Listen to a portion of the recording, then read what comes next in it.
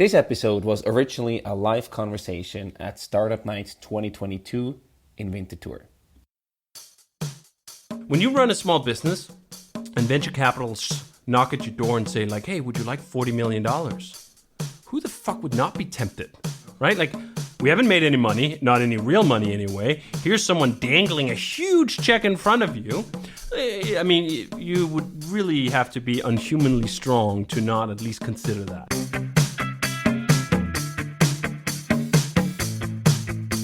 Welcome to the Swisspreneur Show, a podcast about startup stories and learnings from experienced entrepreneurs.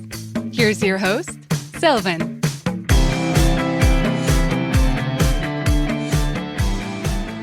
David, a very well welcome to the Swisspreneur Show. It's a real pleasure and honor to have you here today. Thanks for having me on the show. You are the founder of the open source web framework Ruby on Rails. You're also the co-founder of 37 Signals, the company behind Basecamp and Hey. And before we actually talk about your impressive journey, I want to start in your personal background. You are originally from Denmark, and you did your studies at the Copenhagen Business School back in the late 1990s. And you actually, when was it when you first started to code, and what actually, attracted you to coding? Yeah, so I wanted to become a programmer since I was a kid. I got my first computer when I was 6 years old. Mm-hmm. And I tried to learn how to program when I was 6 years old, basically typing in programs that were at the back of a magazine. That was basically how it was done, which is in the 80s. And I couldn't get it.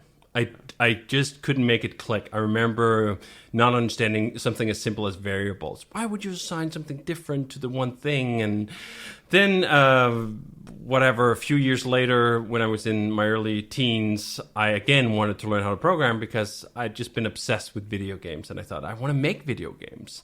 So I tried to learn programming again, and once more, utterly failed. I could not understand the basics of programming.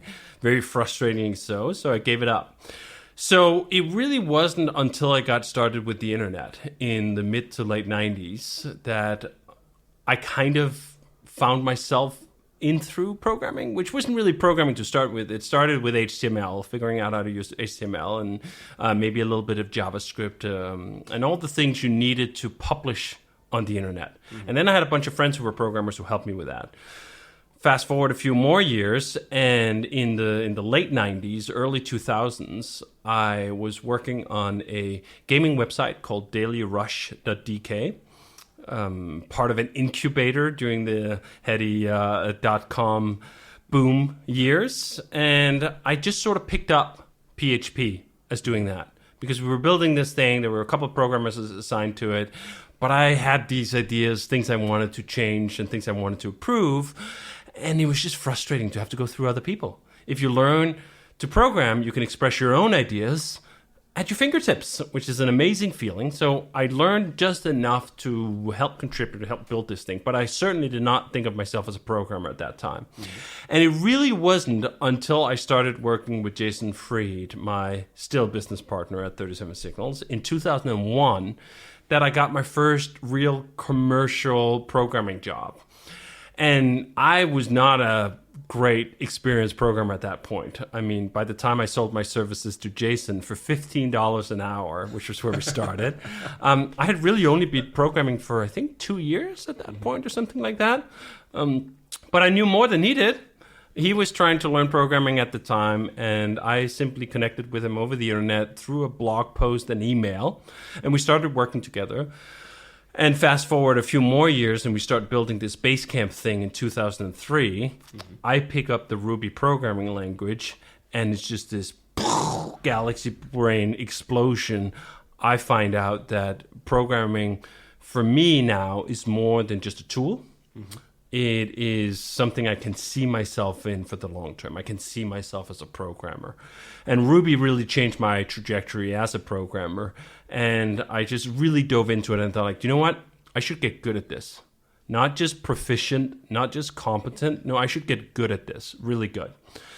And I dove in, started working on Ruby on Rails as part of creating Basecamp with Ruby. Back then in 2003, there were very few people in the West who were using Ruby in a commercial setting. And I was one of these people because I had the freedom to pick whatever programming language I wanted to use for us to build Basecamp. So I picked the one that a few people I admired, were really passionate about, people like Martin Fowler and Dave Thomas, who had been writing about Ruby, again, not in a commercial setting, but to explain programming principles and concepts. But they seemed very enthused by this programming language. I'm like, hey, if they like it so much and they seem to know a lot, I don't know a lot, but I'll follow their lead and give it a try. And I was, of course, ever so thankful that I did. It was what turned into Ruby on Rails. It was really what accelerated my career as not just a programmer, but an open source participant. And it was what we've continued to build our entire business on. Here, 18 years later, I'm still working on Ruby on Rails. I'm still working on Basecamp. I'm still working on 37 Signals. What's really fascinating from my perspective is that despite your passion for, developing and building software, you actually studied business. Why did you decide to study business and not engineering? Yeah, so part of it was that the avenues for learning programming through universities in Denmark, particularly at the time, were a very computer science-y way of learning programming. And that form of programming I couldn't connect to at all. This was why I had failed to learn programming at least 3 times, because the kind of programming that you need to know to make video games is a very math-heavy form of programming. And you know what? I enjoy math. I'm basic proficiency in it. I don't love math at all. In fact, my senior year of high school, I deliberately failed math. Got an F because I was like, you know what? This is too hard. This is going to take too much of my time to properly learn. I'm just going to opt out and I'm just going to copy all the math papers I need to turn in. And then I'm going to fail the class. And I knew that the first month of the year. I knew, do you know what? I'm not going to spend my time on this. It's going to take too much time. There are other things I want to do with my time.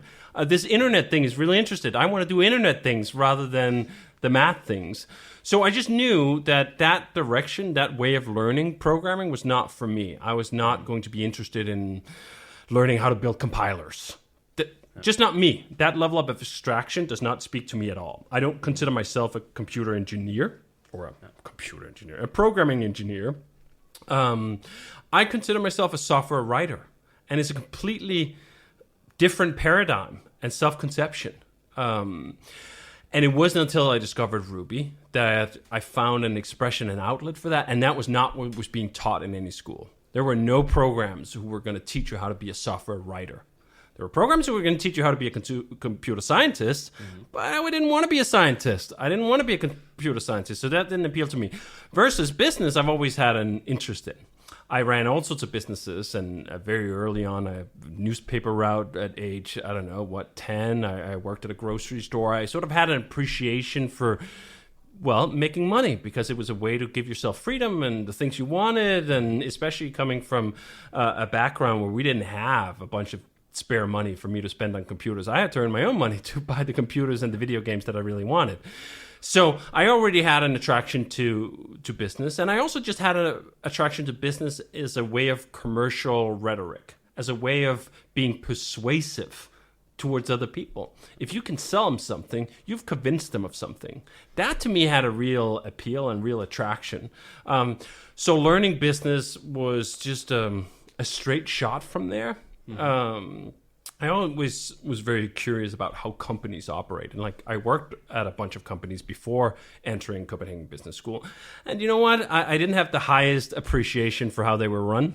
In fact, I thought I learned a lot of very valuable lessons entirely in the negative space, not about what we were supposed to do, but what I certainly did not want to do if I was ever going to have the chance to call the shots in a business. So learning the fundamentals of business, learning the fundamentals of accounting and so forth was just prerequisite, I thought, to be able to think intelligently about this and prepare myself that if I ever got the shot to work for myself, which I already had a suspicion was going to be the way it turned out.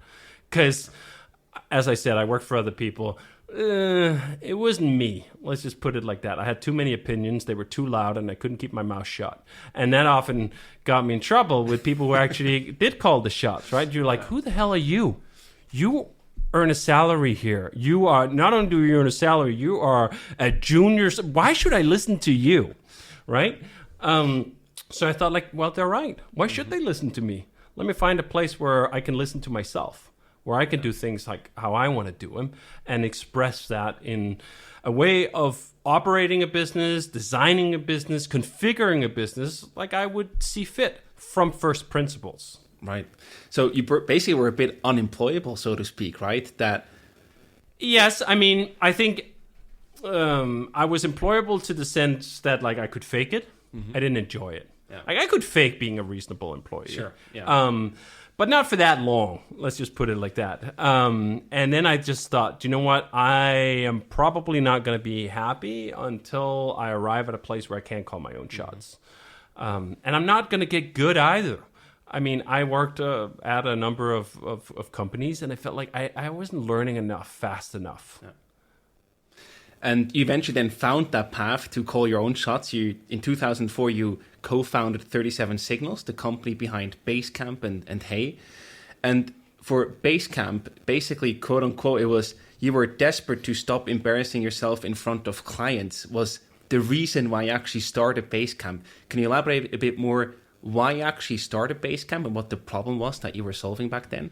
Sure. First, just a bit of history. 37 Signals was actually started in 1999 by three guys in the U.S. I wasn't part of that. It was started as a design consultancy. I joined up with Jason while it was still a design consultancy, and then in 2004, after the launch of Basecamp, we essentially gave up the design consultancy and turned this into a product company, but kept the name. Mm-hmm. But Basecamp got started as part of that process that we were trying to manage projects over email, as everyone does, right? Almost every project still to this day and back then was started over email. You start talking to the client about what they need and this, that, and the other thing. And then suddenly you realize, oh, we got to add someone else on. Oh, shit, now they don't have the whole context. They don't have the right file. Did I send you the right version of that file?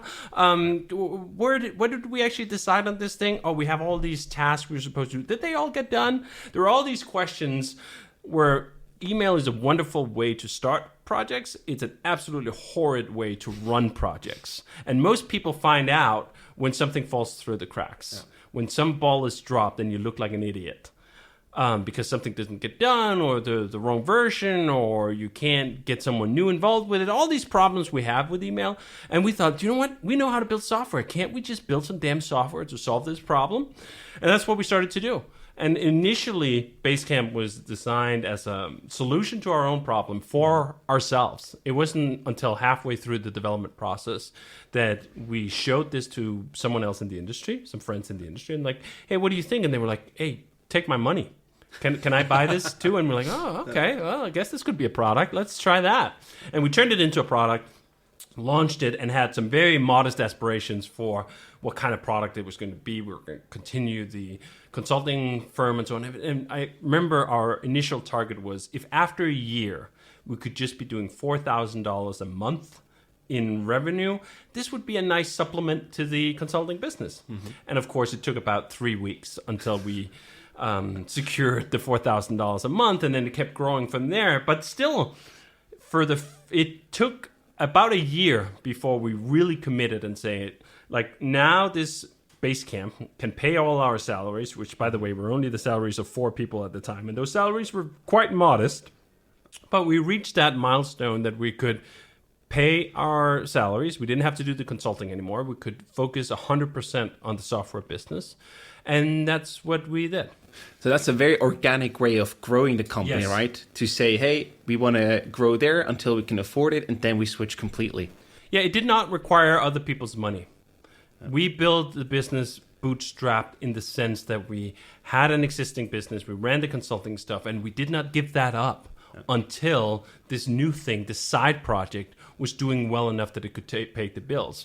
And that, by the way, was not even the first side project. Jason and I had worked on this other thing, a software product on the internet to manage your book collection called Single File. And you know what? That was sort of this modest success where we had some signups, but by no means enough to pay our salaries. Mm-hmm. And it was okay. We didn't have to suddenly go like, oh, how are we going to pay rent? Because we did this project as a side business, and we continued to do the consulting thing, what brought in the quote-unquote real money that paid the bills. Mm-hmm. So we ran no risk. And I think this is one of those fallacies of entrepreneurship, is that we think of these entrepreneurs as people just taking extreme risk. We never took any extreme risk. If Basecamp had been a failure, so what? We would just have continued to service the consulting clients we had, and we would have tried another idea. It would have been fine. And I think that path, that slower path, the patient path, is a far more realistic path for far more people. And I think this is what I really don't like about the entrepreneurship getting wound up in this extreme risk rhetoric, because it really gatekeeps who's then able to do entrepreneurship. It's only the kind of people who see themselves as being extremely risky, who can bet it all. And you know what? There's tons of people with great ideas and great capacities who are not like that. I was not like that. And we built this business as a side project, and I think it's still a wonderful way of doing it. I don't find a lot of people who have the patience for that, unfortunately, still. Everyone seems to be in a damn hurry, raise a bunch of money so that we can get off the ground as quickly as possible, so we can hire a bunch of people, so that we can really take the big swing for the big fences kind of bullshit, when the reality is plenty of successes were made out of these tiny, humble beginnings. I mean, some of those entrepreneurial myths that I really like was like a Nike getting started from the back of a van, or Apple getting started by these put your computer together yourself things, right? This notion that we don't have to like snap our fingers and boom, here's a real serious company that can do all the things. If we start as side projects, we get to take more chances with lower risk, which means more people can do it. And then if that thing is successful, we don't need other people's money, which is the most wonderful place to be as an entrepreneur, is to not need other people's money. Now, fully accept that's not realistic for everyone. Sure. Some people do need other people's money, and there are different ways to go about that. But if you can get around it, wow. That's the real angle. Have you ever actually considered, in the early days, to take on external money? Was that even a discussion that you had together with Jason? Yes, it was. And the reason for that was we started this thing bootstrap, which meant it was growing organically, which meant it was growing slowly. Basecamp wasn't this huge multi-million-dollar thing in 9 months. No, it wasn't. By the time we had some traction and we got some attention and so on, it was still a small business. And when you run a small business and venture capitalists knock at your door and say like, hey, would you like $40 million? Who the fuck would not be tempted, right? Like, we haven't made any money, not any real money anyway. Here's someone dangling a huge check in front of you. I mean, you would really have to be unhumanly strong to not at least consider that. Thankfully, we just considered it, and we had seen enough. This was quite recently after the .com boom and bust that both Jason and I had gone through, and we had seen what happened to all these companies that took all this venture capital money, then set fire to it, and then flamed out. And we were intent that that was not going to be us. So we were really very successfully inoculated against the lure of that money. If we hadn't had that experience, I'm sure we would have taken the money. Wow. Again, who would look at $40 million and say, like, yeah, sure. No thanks. Yeah. You have to be exceptionally either inoculated through experience or strong, and we were not that strong. We were just inoculated through experience. But we had all these venture capitals. They showed up. I think we counted like 42 or something that had showed up and like were very eager to invest. And we even had a couple of acquisition sniffers show up and like, hey, do you want to talk about this thing, coming from all those big tech companies at the time. But we said no to all of them because we were on a good path, but we were still tempted. Because we still hadn't made any quote-unquote real money. Right. We're paying our bills, we're paying our modest salaries, but I mean, it's not like we were rich or anything. And then we had this conversation with Jeff Bezos in 2005. I think he reached out, his team reached out. And we were like, yeah, not interested. And he was like, no. I'm not a venture capitalist. I'm not doing this for a venture capital reason. I'm just interested in investing in companies I find interested in. And we're like, all right, I guess we can take a meeting with freaking Jeff Bezos. Fine. And we did, and they talked more, and they were like, can we invest? And so on. We were like, yeah, but we don't need the money. That's the thing. Well, you're going to invest, so what? We have enough money to pay the bills for the employees that we have, and we don't need more. We're happy where we are. And then we're like, well, what if we just gave you the money? As in, what if we just bought secondaries? what if we just bought a stake from either of you and you'd get to keep the money, the two of you, Jason and David. And we're like, all right, go on. Tell me more. And we discussed this, and we were once again going like, yeah, let's just tell him some bullshit number, like a ludicrous valuation that no sane person would find palatable and might even find offensive. And we did. We wrote down this one piece of paper, like, here are our numbers, and here's our stupid valuation. He was like, okay, more or less. We haggled a little at the last decimals, but we're like, okay, I mean, this seems dumb. And even his own financial team at the time were like, nuh-uh, that's a bad deal. That they do not have anything to prove that they would be worth what they're saying they're worth. And he was like, yeah, I don't care. I'm just going to do it anyway. Of course. I mean, for us, it was a lot of money. Mm-hmm. For Jeff, even at the time, I mean, it was couch change, right? Like, it was, you shake his couch or the interest rate fluctuates a little bit and it moves far more money than what he was investing into. But for us, it was a big deal because suddenly we were millionaires. Yeah. We were legit millionaires. And what that did was another inoculation was, okay, now we definitely don't need any temptation. Now we are not tempted anymore. Right. So a venture capital shows up with, I'll invest $40 million in your business. And we're like, so what? I'm already a millionaire, and I'm not going to then take on a boss who's going to tell me what to do. Because that was the other condition of the sale to Jeff, was that, like, hey, you don't get to tell us what to do. And he's like, I don't want to tell you what to do. I have a fucking business to run. I just want to be involved, and this is interesting. And, like, it was on completely different dynamics, and almost like a hobby thing. I mean, really was a hobby thing for him. And that worked out well for us. We had some great conversations with Jeff, especially because, like, he was at the complete other end of the spectrum, right? Mm-hmm. Like, here we are, we're bootstrapped and we're growing slowly. Right. And Jeff was the poster child for setting fire to the most amount of money, having these crazy valuations, growing incredibly quickly. And we're like, this is interesting. I don't need to surround myself with a bunch of people who agree with me on everything. Right. I find it far more interesting to surround myself with people who don't agree with me on everything. This is where I'm going to learn something. This is where we're going to learn something. And we had a great time doing that. And I'd say we did learn some things. And then we got to be left alone to run the kind of business that we wanted to run for the long term. And here we are. Let's see, what is that? 14 years later. No, more than that. 16 years later. Jeff has made his money back 5-6 times. Still owns his stake. It turned out to be a wonderful investment, even on purely financial terms for him. And it was a great setup for us as well. We never again had the temptation to take other people's money. We didn't take any venture capital, and we got to build the kind of business we always wanted to build while still having the safety margin that if it all went up in smoke 5 minutes later, which it does all the time, we wouldn't have to think about like how we were going to pay rent. That's fascinating on so many different levels. Like, not only the story about Jeff was personally motivated to invest, basically, but also that you got some money off the table to take out that stress and the temptation to actually, have all the offers flying in and not taking them. That's really a good way to lower the stress on a personal level and focus on building a successful company.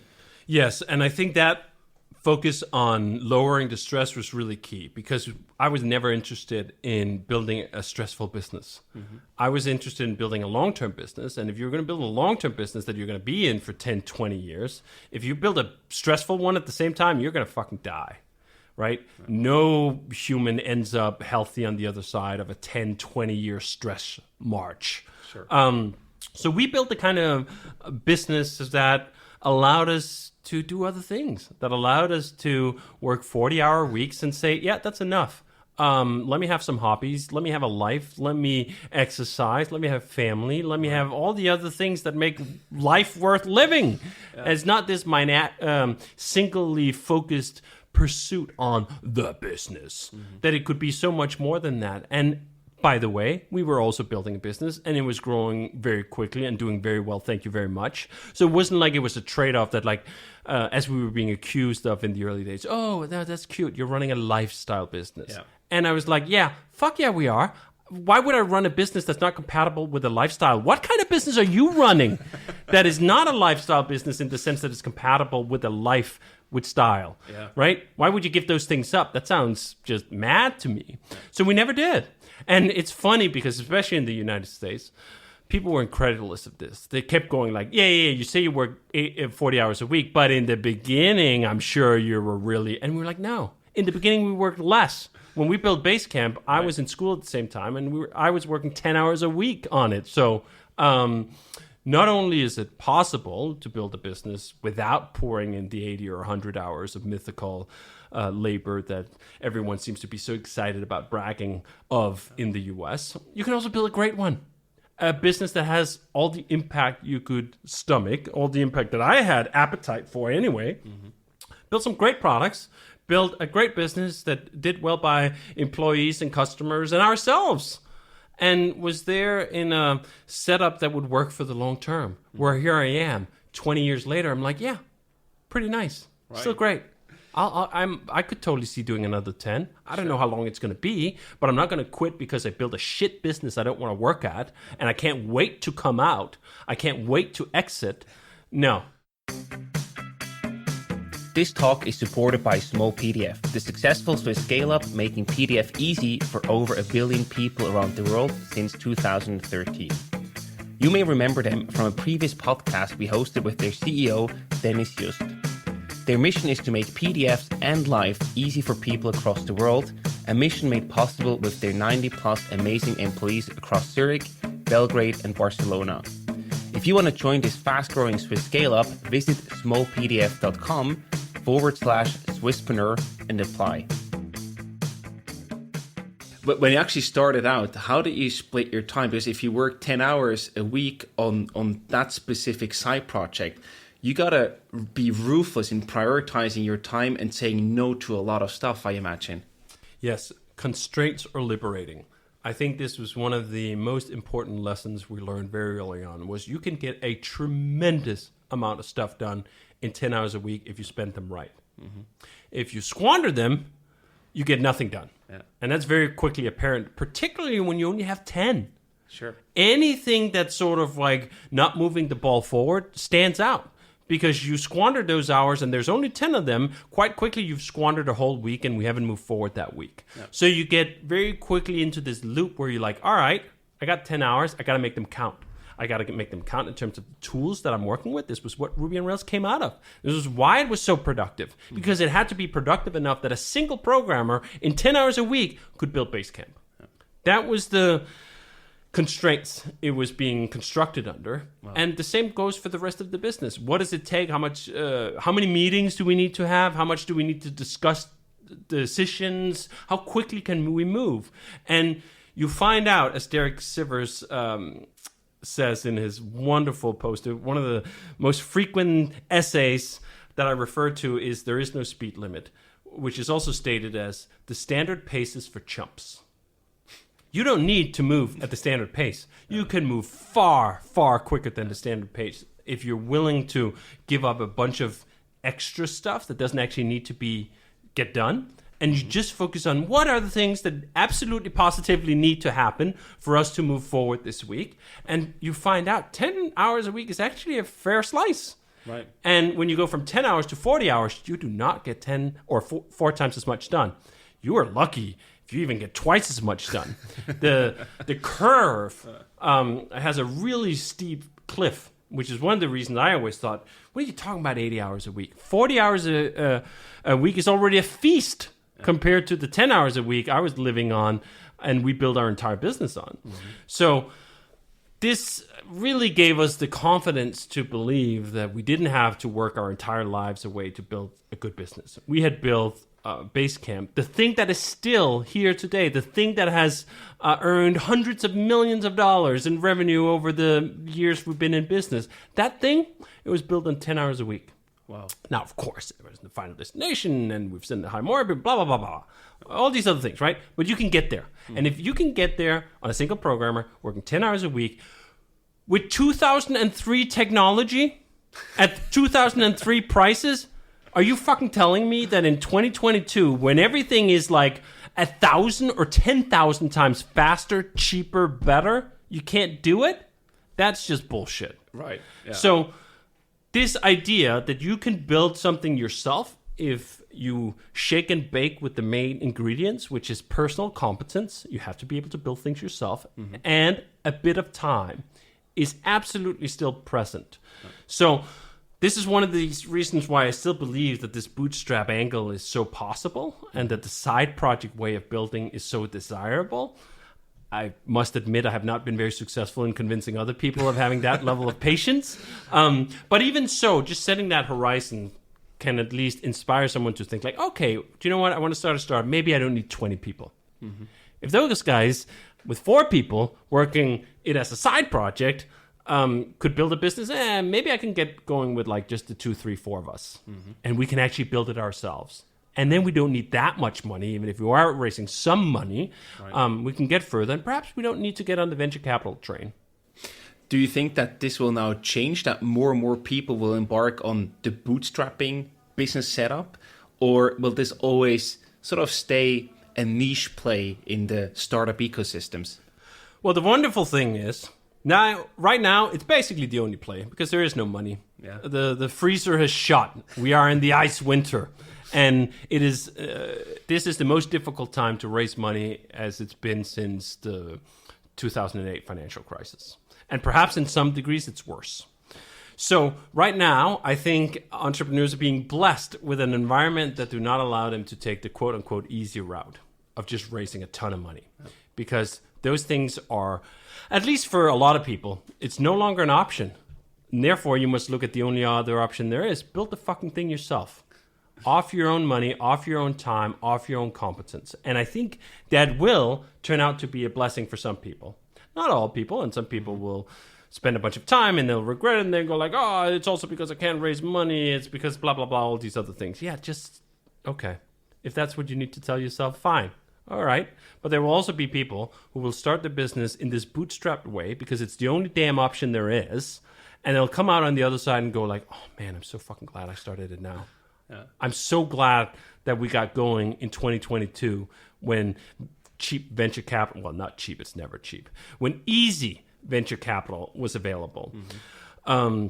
And this is one of those reasons you look back on many of the greatest companies, they were all started during recessions. They were all started during bad economic times because it teaches you to be prudent. It teaches you to be scrappy. It teaches you a bunch of really important life lessons. It teaches you how to not spend all the fucking money, to spend less than what you make and turn it into a good business. And ultimately, long term, these are the foundations of any healthy business. Right. Yeah.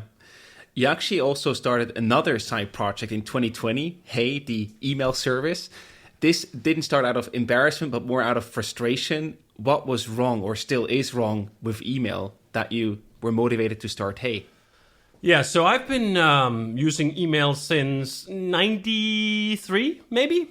And the last big innovation in email came in 2004 when Gmail launched. Mm-hmm. And you had unlimited space and you had all these other things. And it was free. Well, we thought it was free. We thought, no, man, they're so nice. At Google, oh man, they're so nice. They just give the whole world email for free for the goodness of their soul. Yeah, no, don't be evil, right? Yeah, that wasn't actually what happened.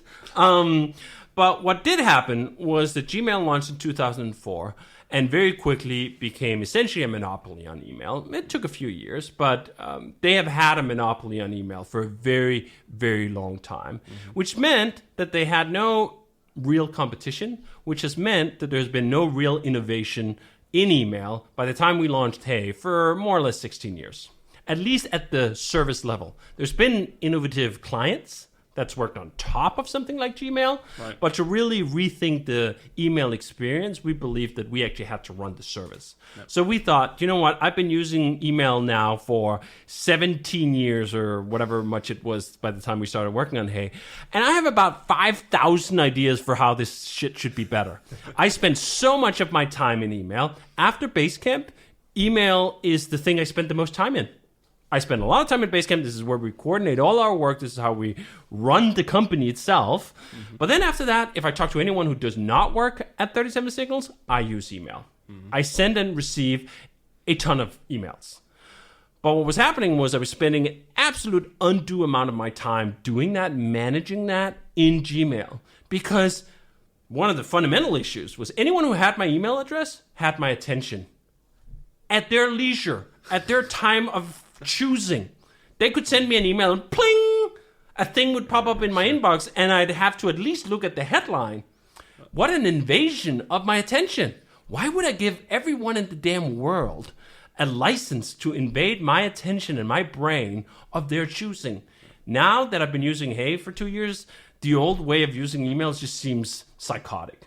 Simply psychotic. And especially the way that most people use email, which is that not only do they allow people to invade their inbox, they allow them to invade their physical space by having notifications turned on. Some stranger gets your email address and they email you and your goddamn pocket starts buzzing. It's just so wild. That's madness. It is really madness when you start thinking about it in those terms. And if you had told someone from the 1960s, they're like, you know what? Let me tell you about the future. The future is such that if someone gets this little address from it, your pocket will buzz whenever they see fit. They go like, why would anyone do that to themselves? That sounds like some sort of torture experiment. Yeah. And I think in some ways it is. We just normalized it. Oh yeah, this is how it is. Okay, fine. Yeah, not fine. We can change that. It does not have to be that way. So that's one of the features in Hey that I thoroughly enjoy, which is something we call the screener, which is that no individual email will reach your inbox unless you've said, I want to hear from this person. So first they go into this quarantine box that does not buzz your damn pocket. Right. And it's held there until you see fit, maybe once a day, to have a look at your screen and go like, hey, here's some new senders I haven't heard from before. Mm-hmm. And you simply get yes, no, do I want this person to have access to my inbox? And you know what? I say no far more than I say yes. And it is such a joy to say no, especially not just to the things that are sort of borderline spam, but to the kind of persistent people who are not spam, who actually have your email address and wrote you a semi-tailored email address, which is usually salespeople and recruiters and all these other people. You feel like in the old paradigm, I felt like an obligation to reply. Mm-hmm. Not necessarily to the first email, but to the second one. Because they'd say like, hey, I sent you that email last week. Have you seen it? Right. And there's just this human reaction of reciprocity, like, oh, I owe this person a reply. No, you don't fucking owe this person a reply. They invaded your inbox on their own volition. You do not owe them a reply. But with Gmail and most traditional email systems, you just kind of get looped in. So you end up spending a bunch of your time dealing with email you don't fundamentally want, which is why people hate email. Or rather, why they think they hate email. What they actually hate is how email is experienced through something like Gmail. Yeah, that's shit. It's worth your despise. Mm-hmm. But email does not have to work like that. We can change how email works. And if we change how email works, which is what we did with Hey, it becomes an actually enjoyable experience. In fact, I would go so far as to say, through Hey, email is probably my favorite protocol on the internet. Wow. It is the way I communicate long form with people in actual full sentences, full paragraphs. There are not tweets. There are not some, and there's a connection there, and it's real.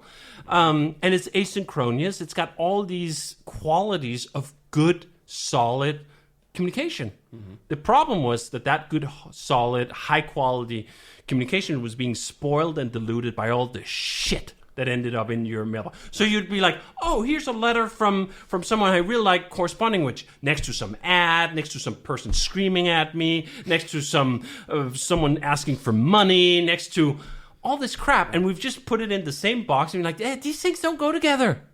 I want the things like the emails from the people I actually care about. I want to listen. Let me put that in this box over here and I can be excited about opening that. And then all the other stuff, I don't need to get that. Right. I love this. Your service comes at the very attractive price point of $99 per year. Do you also ever see a scenario where the email service could be free, for example, as people are used to from all the other services where you just don't pay in dollars, but with other means of payment?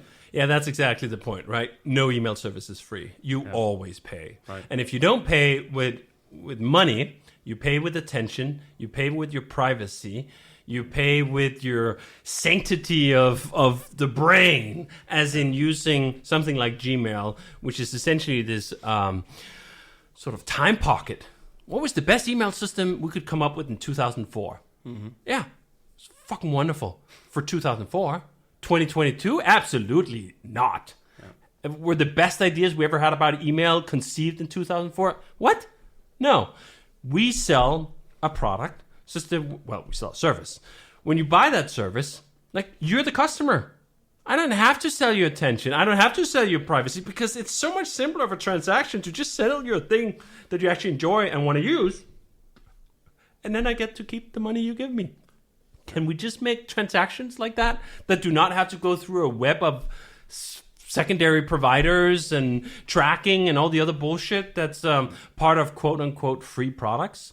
Yes, I think so. Now, that also means that Hey is never going to have 1 billion users.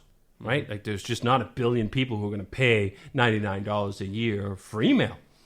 But we don't need 1 billion people to pay us, right? If we can just have many tens of thousands or maybe even a few 100,000s, that's a phenomenal business, the size of scale that we would be thrilled and are thrilled to run. And then we have a customer relationship. And then I don't have to find all these sleazy ways to monetize. This is one of the worst fucking words in the dictionary.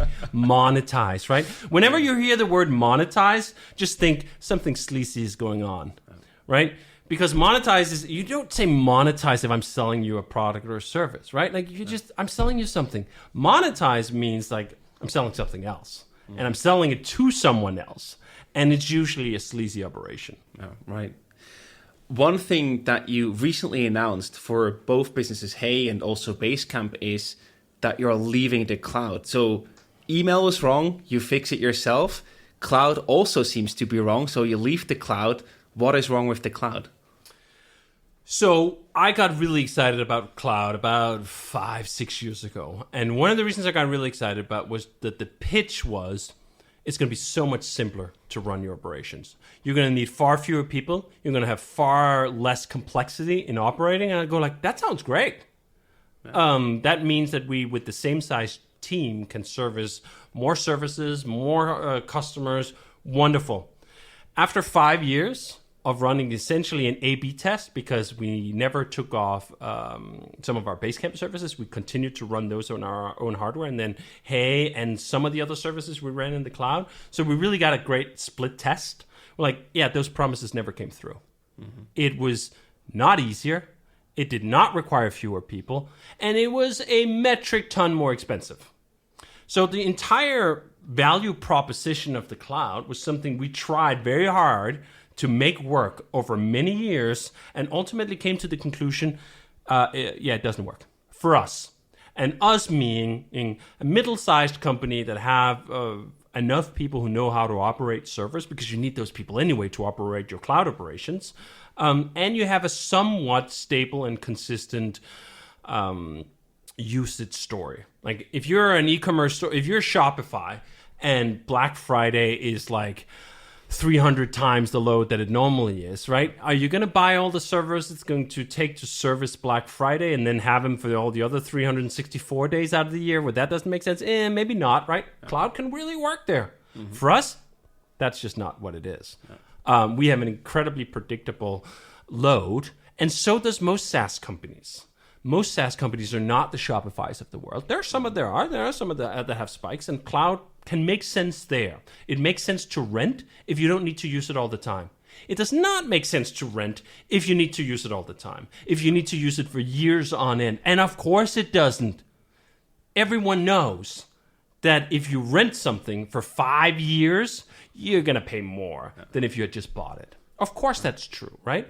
So we finally came to that conclusion that the economics didn't add up, the complexity story did not add up, our usage profile was not a good fit for cloud, and neither is the usage stories of a lot of other companies. Mm-hmm. And I think a lot of people had already realized that. They were just kind of quiet about it because there was this narrative going, the cloud is the future. And running your own hardware is running your own power plant. Who the fuck runs their own power plant? You just connect to the grid and then there's watts coming out of the wall, right? Yeah. That's just not true at all. Mm-hmm.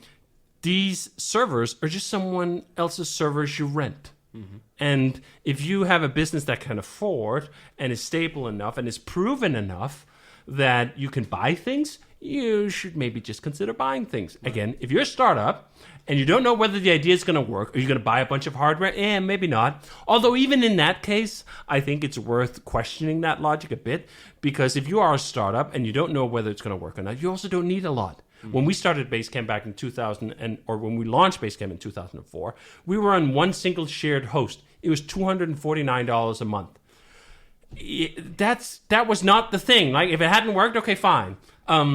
So still run the math, but I can more easily see that it makes sense in the early days, because some of the complexity, at least, you do take out of it when you do run cloud, especially these full platform as a service things where you're not running on the VMs directly, you're running through services. Okay, fine.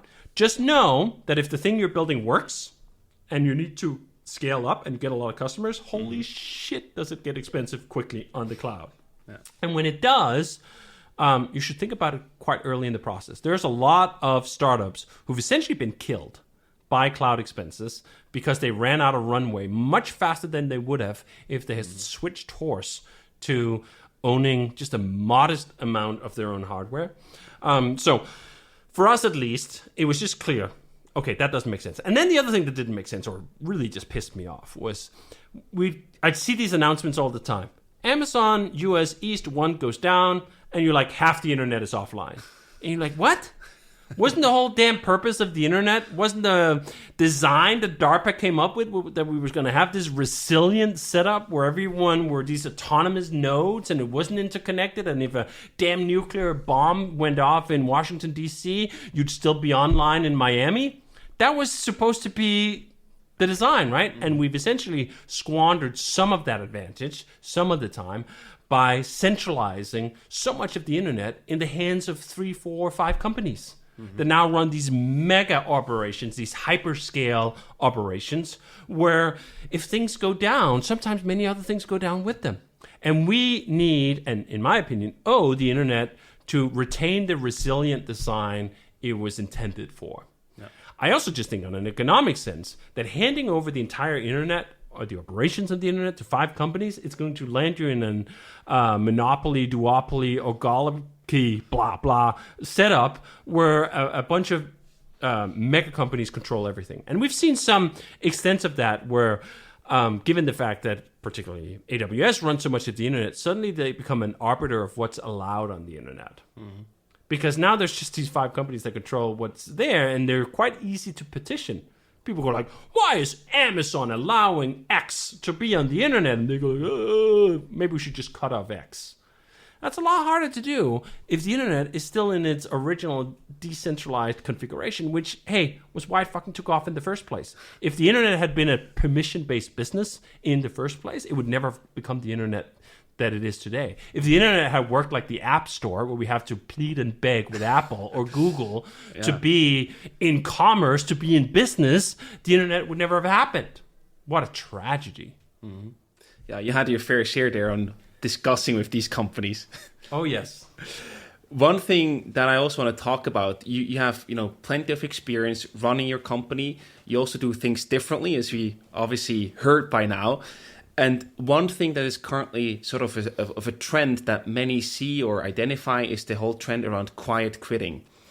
What do you think about that? Is that something that really becomes a problem in these days when working for any company potentially, that people are still employed at your company, but basically, emotionally they resigned and are still employed by you? I have a hard time relating to the quiet quitting concept because I'm like, what the fuck are the bosses doing? If they can't tell whether someone have quiet quit or not, why are they in charge of that person? If they cannot discern whether this person is doing good work at a regular pace or not, why are they the manager? Isn't that what the manager is supposed to do? To know whether the work that's being carried out is good or not good, carried out at a reasonable pace? Mm-hmm. So there's some of that. Now, I understand also there are other factors in it. If you work at a company that you feel like treats you like total shit, and you might go like, well, I don't feel like I have any allegiance to this company, whatever, I'm just going to phone it in. I go like, I can understand where that comes from, but I think you're, as whoever it is, Khaled is saying, like, you end up playing yourself, man. If you end up quiet quitting, that is, you sit at a job and you work there for 8 hours a week and you do the bare minimum, or worse, you do shit work. Yeah. Are you going to get any better? Are you going to improve? Are you going to be happy? No, you're not. You're going to be a miserable fucking prick. That's what you're going to be, right? So I think it's just you're playing yourself with the quiet quitting thing. But the problem starts with managers, if they don't know whether the person working for them is doing good work at a reasonable pace or not. Because if someone is not doing good work at a reasonable pace, they should be fired. Well, ultimately, hopefully you start with a conversation trying to figure it out. Can we solve the problem? Can we do all the things? But if someone is simply just not interested in those things, like, okay, fine. Go find another job somewhere. A company, our company, any company, I'd hope, would be like, hey, this is for people who'd like to work here. We're interested in the work and so on. Does it mean you have to love the work? Absolutely not. I think there's absolutely a bar there where some entrepreneurs are so in love with their own business that they think everyone they hire will be in love with it too, which is just delusional. Absolutely. No one's going to love your baby as much as you. Yeah. And also, it's not their fucking baby, right? Yeah. So if the company does explosively well and whatever, the founders stand to get the most out of it. So it's only reasonable to expect that they're going to have the most emotional investment in that company. Mm-hmm. So you are delusional as a founder if you think that anyone you pay a salary is going to have the same beating heart for the business as you do. Yeah. But they should show up and do proper good work. This is, I think, an absolute key to meaning in life. That you do good, solid work that you're proud of. This is energizing in the rest of your life. I've worked at companies where if I wasn't quitting, I was just frustrated at least. And it's a draining experience. It is not an experience that leads you with more energy to pursue the rest of your life or your exit plan when the day is over, when the workday is over. You end up just being deflated because it is depressing to work like that. Mm-hmm. So I don't think quiet quitting works for either side of it. It is a symptom of some ills that are absolutely present. Like if I was having to work at one of these awful companies that use bossware, for example, that spy on their employees and take pictures of their desktops and all the other bullshit that's been going on, I'd probably also be inclined to go like, fuck this. Yeah. If I'm not out, I'm at least mentally checked out, and I'm going to quit as quickly as I can. Yeah. So there's a bit of a two-way dance there that I understand it, but you also got to act up on it because otherwise you're just going to harm yourself. As you exactly. said, 100%. Quiet quitting, okay, fine. If this is like a bridge to somewhere better. Now, of course, part of the trouble right now is that all those bridges are being blown up at the moment with seemingly every other tech company is announcing layoffs and so on. Yeah. But all the more reason that you should be working on yourself and improving yourself. If the competition is going to be a little stiffer after being ludicrously lax for I don't know how many years for you to get your next great job, right? Wouldn't you want to be in fit fighting shape? Sure. Yeah, 100%. Now, David, you created multiple companies. You wrote 4 best-selling books. You also occasionally race in the FIA. You're married. You have 3 kids. How do you split your time these days? Well, first of all, I'd say I did all those things over 20 years. No one does all that shit in 5 seconds, right? And a lot of this mythology around entrepreneurship and business success is the delusion that it happened overnight. It never does. Every single thing you see that went wow, that came out of nowhere, there's a 10-year story behind that. In almost all cases, it is exceptionally rare that someone just shows up cold and just, boom, here's the thing that's going to change the world. Nah, doesn't work like that. And all the things that I did them in episodes. So when I write a book with Jason, we take 3 months off from all the other things that we do, and then we focus on that for some amount of time, a decent amount of time a week, and then we finish that, and then that's a done thing, right? All the books I have written are not impediments on my time today. Those are artifacts of past investments of time. And I've always thought, and we've always thought, do you know what? 40 hours is enough for work. This is how there's room for all these other things. If you only work 40 hours that's already a lot. If you work 40 hours a week, do you know what? You have weekends to go to the racetrack and get good at race cars and do that. And that's what I did. And you have time for your kids, and you have time for family, and you have time for hobbies, and you have time for friends, and all these other things. You have time for life. You don't put life on hold just to pursue work, at least not for anything longer than a short sprint. Now, again, there are short sprints that are worthwhile to get over some hump, but if you measure sprints in years, you're doing it wrong. That's not a fucking sprint, right? A sprint is a short duration where you really push it to the max. But if you are in that zone the whole time, you're not going to be able to do the other things. Now, there are some things that, quote unquote, make it work. There are people who work an awful lot. Elon Musk is dominating damn well every headline at the moment. He's a person who clearly have a very different vision of how he wants to spend his life. And bless him for that. It is great that we have some people who are interested in sending rockets to Mars and converting all cars in the world to electric. That's great. They are very few and far in between. The vast majorities of people in the world and entrepreneurs work on far more mundane things, where the continuation of the damn species does not depend on whether they work 40 or 80 hours a week. On point, yeah. What do you actually look forward personally for, in the future? What are you excited about in the future? I think that's also one of those frames that I don't like. I'm excited about the fucking present. I'm excited about being in the now and enjoying myself. I am excited about having a setup that allows me to enjoy today and tomorrow, not to live this deferred living where I'm working, not really liking it for some eventual payoff, and then I can do the other thing that I really want to do. If there's a thing I really want to do, I'll just do that. Right. So I've tried to set up the company and my lifestyle and my situation in such a way that I mostly like what I do most days. Not all days. Some days fucking suck. They always do. Some weeks suck. And occasionally, rarely, maybe even a month will suck. Mm-hmm. But if I look back upon a whole damn year and think, that sucked, I go like, no. I don't have that many. There's not even 100 allotted to me. And far, far less than that of the good ones. So if I'm going to wake up on the last day and think, you know what? This was well spent. I got to make most of my time count now, not in the future. Yeah. So this sense of deferred living, this risk sense, this thing, I'm just going to eat shit all the time. This is what a lot of the entrepreneurship mythology bullshit is about. It's like, oh, you got to be prepared to eat shit for 15 years, and then you're going to get your pot of gold. I'm like, yeah, what about all the people who then just eat the shit and don't get the gold? Yeah, they can then look back upon 15 years of eating shit and then they didn't get any gold. What kind of regret do you sit with on the last day when that's true, right? I wasn't interested in running those odds. Those odds seemed like really bad odds. Mm-hmm. And highly likely, because I don't think I'm that fucking special, for me to come up short. Like, do work in a way where you wouldn't regret it even if it doesn't pan out.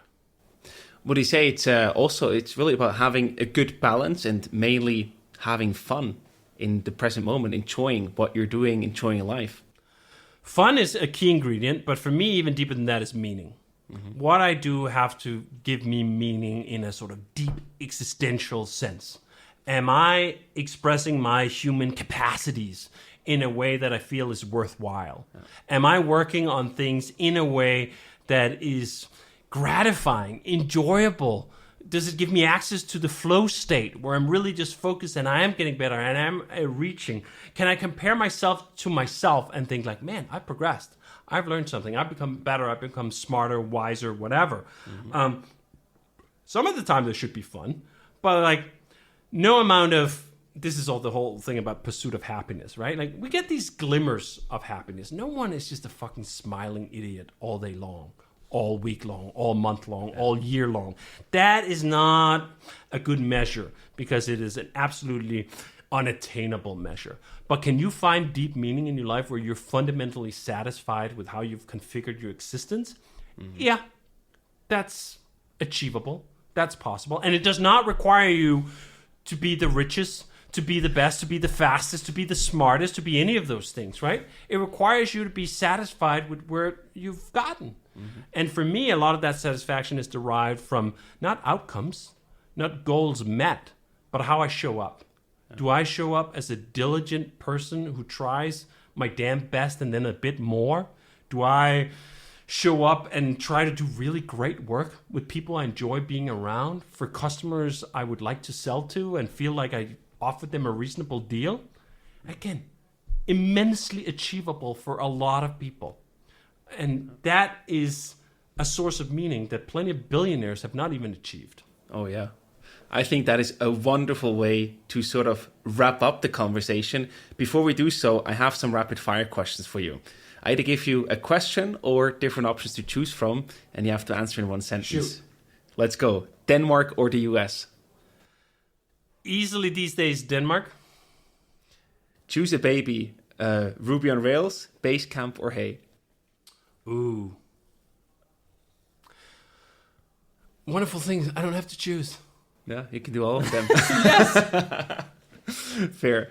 What's your number one startup red flag? Because you also do investing, so for investing. People who want to talk about exits. Yeah. What does money mean to you? Freedom and independence. What excites you more, racing or entrepreneurship? Do both. Work a good week's time and race on the weekends. Yeah. And one thing I'm also curious is, what did having children teach you that building companies didn't? That there is far more meaning in life than work. Yeah, I love that. David, thank you so much for taking the time. It was a pleasure talking to you, and thank you for all the great stories and the great advice. All the best for the future. Thank you. This was a blast. And if anyone wants to follow up with the stuff I do, dhh.dk has links to everything.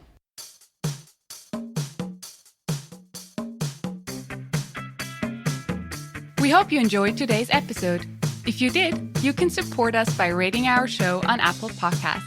This way, we can reach an ever-growing number of aspiring entrepreneurs.